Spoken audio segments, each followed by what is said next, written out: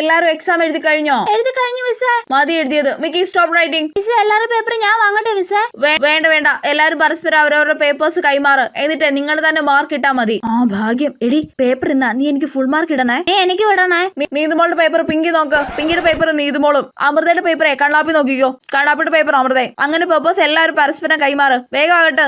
എടി എന്റെ പേപ്പർ പിങ്കിയാ നോക്കുന്നേ. അവള് തെറ്റൊക്കെ ഒച്ചത്തിൽ വിളിച്ചു പറഞ്ഞ് കളിയാക്കൂടി. എന്റെ പേപ്പർ പിന്നെ കണ്ണാപ്പിയെ നോക്കുന്നേ. അവനെ എഴുത്ത് വായനയൊന്നും അറിഞ്ഞൂടാ. ഭാഗ്യം. ഞാൻ ആൻസർ ഒക്കെ ബോർഡിൽ എഴുതിയിട്ടുണ്ട്. നോക്കിയിട്ട് എല്ലാരും കറക്റ്റ് ആയിട്ട് മാർക്ക് ഇടണം കേട്ടല്ലോ.